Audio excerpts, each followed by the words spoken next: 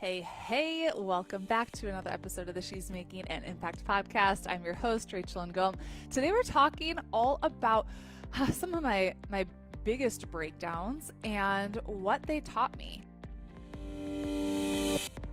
So let's start off with this awesome quote from Winston Churchill. Success consists of going from failure to failure without a loss of enthusiasm. And I love that. And I truly believe, like, I was being interviewed on Haley Hobson's podcast, and she was like, we were talking about failures and successes and all that. And I'm like, the longer I've been in business, we're going on like 11 years now, the more I realized how important it is just to like stay steady, because you're going to have high highs and low lows. And if you get like too excited in the highs and you get too down in the lows, you're just going to be this emotional roller coaster mess. And you just got to be able to like just manage your emotions, right? And so you got to be able to go from failure to failure without loss of enthusiasm. Yes, I want you to celebrate your success for sure, but just like even keel of emotions, nothing like super crazy, because things change all the time in business, right? So I fail daily. I feel like, so when she asked me that question, I was like, how much time you got, and back when I was a younger entrepreneur, I started when I was 23. I used to let the little things get to me a lot, and over time I've gotten a lot better at going from failure and using failure as more of like a stepping stone. And I don't even think about it as failure. So like when she asked me that question, I was like, I don't even know if I would have considered that a failure. It was more like a lesson. It was like, what did I learn from that so I could grow and get better? So have we had launches that bombed? Yeah, of course. Like, who doesn't? If someone tells you they've never had like a bomb launch, they're lying. Because I think every single person has, or like you expect something to go this way and it totally doesn't. Have I had those opportunities? Of course I have. I'm human. Like all of us have, right? The thing is, you just got to be able to bounce back from it quickly, and don't let yourself get stuck in that place of like, oh my gosh, I suck, what happened to me? It's one of the biggest things that I've learned is like, you're not your results. You're not your business. You are you. And you have to be able to separate yourself from the results in your business, because when you do really well, yes, you're amazing, obviously rock star, but when you do really bad, it's not you that you're a failure and you suck. It's, hey, you are running a business and this thing that you tried didn't work exactly as it had planned, which it won't ever, basically. And you just got to be able to react quickly and be like, okay, how can I figure this out? What did I learn from this? How can I make this better next time? Sarah Blakely is one of my favorite entrepreneurs. When I went to Tony Robbins Business Mastery, it was right before the pandemic. It was January 2020. I was so pregnant with Gabrielle. Oh my goodness. And funny story. So I'm there surrounded by thousands of people, and we're raising money for different charities. And there's this one girl holding up a sign saying she's raising money for Wuhan, China, because they have a new coronavirus there. So I might have known about, coronavirus and the pandemic before it became a thing, because this was January 2020. Anyways, so Sarah Blakely was there, and one of the things that she said was, my dad growing up encouraged me and my brother to fail. The gift he was giving me is that failure is when you're not trying versus the outcome. I want you just to think about that. Failure is when you're not trying versus failure being the outcome. So I have the video, if you want to watch it, of Tony interviewing Sarah at Business Mastery. It was awesome. So just let me know if you want that. One of the things she talks about is how she actually intentionally embarrasses herself. So she's like, it's been a minute since I've been like wildly embarrassed. And so she'll just go out there and do something like completely crazy and like stand up on a chair and be like screaming or singing or something. So one of the things that I've learned is, mindset is absolutely everything when it comes to your success in business. You have to be able to manage your mind, and don't try to make everything perfect. Just like making failure your goal. Actually, I have one of my mentors, she made it a goal to fail 14 times in a year. Imagine, like, that's her goal, to do something so big and so like out of her norm and out of her comfort zone, or that's so stretchy that she actually fails 14 times in a year. So I love that. Make it your goal to fail quickly, to take massive action, to learn quickly and shift. And so when I thought about, like, I'm like, what are some of my biggest breakdowns that I've had?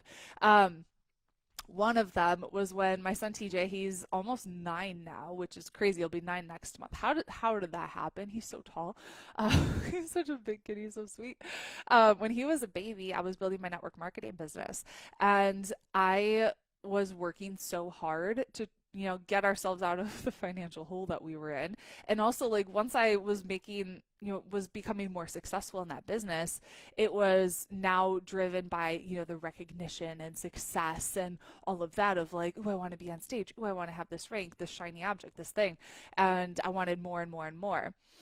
Whew. And what happened was I just worked myself so hard that I ended up burning out. I gave myself adrenal fatigue and leaky gut.